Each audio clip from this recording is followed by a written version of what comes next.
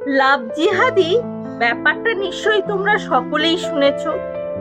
লাভ জিহাদির ব্যাপারটা আসলে কি সেটা তোমাদের সাথে আজকে আমি একটু ভেঙে আলোচনা করব।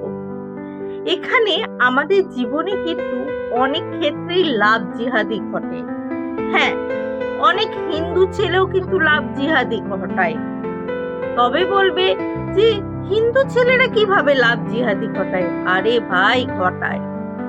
আমি তোমাদের সাথে সম্পূর্ণ ঘটনাটা আমি ক্লিয়ারলি বলি, তাহলে তোমরা বুঝতে পারবে। দেখো, লাভ জিহাদি মানে আমরা এটাই জানি যে একটা মেয়েকে ধর্মান্তর করা, তাকে ভালো মতন ব্রেন ওয়াশ করে ধর্মান্তর করা, এটাই হচ্ছে যে লাভ জিহাদি। ধর্মান্তর করে বিয়ে করা এবং তারপর এটসেট্রা এটসেট্রা এটসেট্রা। গতকাল রাত্রে আমি একটা মুভি দেখছিলাম, কেরালা 2। তো সেই মুভিতে আমি লাভ জিহাদি মানে ওটা লাভ জিহাদির ওপরেই তৈরি। আমি যেটুকু বুঝলাম, ওখানে খ্রিস্টান টাইপের মেয়ে ছিল, মানে হিন্দু ছিল, এইরকম 3 রকমের মেয়ে ছিল। হ্যাঁ, তো এই 3 রকমের মেয়ে কি হয়েছে না, তারা একটা মুসলিম গার্লফ্রেন্ডের সাথে, 3টি কিন্তু মেয়ে, আর মুসলিমটাও কিন্তু মেয়ে, এই 4টে মেয়ে একসাথে কিন্তু একটা রুমমেটে থাকতো। তারপর কি হয়েছে না, তারপর তাদেরকে কিন্তু ব্রেন ওয়াশ করা হতো। হ্যাঁ, মুসলিম মেয়েটা ব্রেন ওয়াশ করত।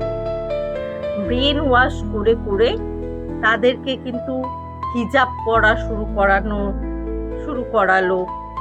তারপরে হিজাব পরানো থেকে শুরু করা থেকে তারপরে তোমাদের এটসেট্রা যা যা হয়, লাভ অ্যাফেয়ার থেকে প্রেগনেন্ট হয়ে যায়, তারপর নিগাহ করা, এগুলো সমস্ত কিছু কিন্তু শুরু করলো। এইটা তো ছিল এক ধরনের লাভ জিহাদি। কিন্তু লাভ জিহাদি আমি আজকের কি বললাম যে হিন্দু ছেলেরাও করে। তাহলে কি করে করে? একটা র্যাকেট রয়েছে হিন্দু ছেলেদের মধ্যে, যারা কিনা ওই ধরো 17-18 বছর বয়সী মেয়েদেরকে টার্গেট করে। সফট কর্নার, যারা কিনা বাড়িতে ঠিক মতন মানে আদর যত্ন পায় না, বা বাড়িতে ঠিক মতন ধরো কথা বলতে পারে না, তো সেই সমস্ত মেয়েদেরকে টার্গেট করে কি করে না, তাদের ব্রেন ওয়াশ করে। দরকার হলে খাবারের মাধ্যমে বা কোনো কিছুর মাধ্যমে, কোনো কিছু যাই হোক, সামথিং, ওদের কি ব্যাপার আমার অত আমি ভিডিওর মধ্যে বলতে চাইছি না। তো ব্রেন ওয়াশ করে। ব্রেন ওয়াশ করার পর তারা কি করে না, ব্রেন ওয়াশ করার পর তারা একেবারে তাদের উপরে নির্ভরশীল করে ফেলে। বাড়ির মা বাবা ভাই বোন থেকে একেবারে ডিট্যাচ করে নেয়। ডিট্যাচ করে নেওয়ার পর একবারে তার উপরে নির্ভরশীল করে দেয়। নির্ভরশীল করার পর মানে সে যা বলবে তাই করতে হবে। সে যদি হ্যাঁ বলে তার হ্যাঁতে চলতে হবে, সে যদি না বলে তার নাতে চলতে হবে। আর প্রত্যেক দিন রয়েছে অকথ্য অত্যাচার, কি না মানসিক অত্যাচার। সে তো তোমাকে সামনাসামনি পায় না, সেই জন্য শারীরিক অত্যাচার করতে পারে না। শারীরিক অত্যাচার করলে তো গায়ে দাগ থাকবে, সেই জন্য মানসিক অত্যাচার থাকে। এমন কিছু প্রেশারাইজ করবে বা কথার মাধ্যমে, বা এমন কিছু কথা বলবে যে কথাগুলো তোমার মানসিক চাপের সৃষ্টি করবে। এরকম করে করে তোমাকে কিন্তু চাপে ফেলার চেষ্টা করবে। এই ট্র্যাপে তুমি যেই পড়ে যাবে, যেই সে বুঝতে পারবে যে তুমি তাকে ছাড়া চলতে পারছো না, তখনই সে তোমার থেকে ডিট্যাচ হওয়া শুরু করবে।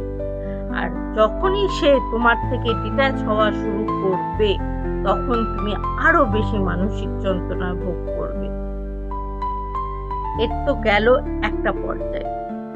কেন সে ডিট্যাচ হওয়া শুরু করবে, এটা মেন কোশ্চেন। কেন সে নিজেকে তোমার থেকে দূরত্ব রাখা শুরু করবে? কারণ তার মকসদটা হচ্ছে আলাদা।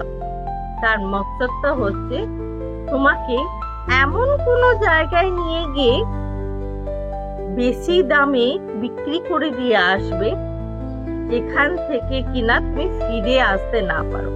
আশা করি আমার ইঙ্গিতটা বোঝা গেছে, প্রত্যেকে বুঝতে পেরেছো। কিছু কিছু লাকি মানুষ থাকে, তারাই শুধুমাত্র এদের ট্র্যাপ থেকে বেরিয়ে আসতে পারে। মানে বলতে পারো ভগবানের পুণ্যের জোরে বা অনেক জন্মের পুণ্যের জোরে এদের ট্র্যাপ থেকে বেরিয়ে আসা যায়, নচেত এদের ট্র্যাপ থেকে কখনো কোনো মতে কেউ বেরিয়ে আসতে পারে না। কারণ এরা তো শারীরিক অত্যাচার করে না যে তুমি প্রমাণ দেখাবে পুলিশের কাছে গিয়ে। এরা যেটা করে সেটা মানসিক অত্যাচার করে, ডেলি ডেলি মানসিক অত্যাচার দেয়। তোমাকে মানসিকভাবে ভীতির সৃষ্টি করবে, তোমাকে মানসিকভাবে কুঁকড়ে দেবে, তুমি মানুষের সাথে মিশতে পারবে না, তোমাকে মানসিকভাবে অসুস্থ করে দেবে। এটাও এক ধরনের জিহাদি, এটাও এক ধরনের জিহাদি। আমার তো মতে বলে এটাও এক ধরনের জিহাদি। তোমাদের মতে কি বলে বন্ধুরা? অবশ্যই যাদের এরকম অভিজ্ঞতা হয়েছে নিশ্চিন্তে নির্ভয়ে তোমরা কমেন্ট করে যেতে পারো। আর যাদের হয়নি, আশেপাশে হয়েছে, যারা শুনেছো তারাও কমেন্ট করে যেতে পারো যে তোমরা এরকম ঘটনা শুনেছো কিনা। ভালো লাগলে ভিডিওটা লাইক করো, শেয়ার করো, কমেন্ট করো।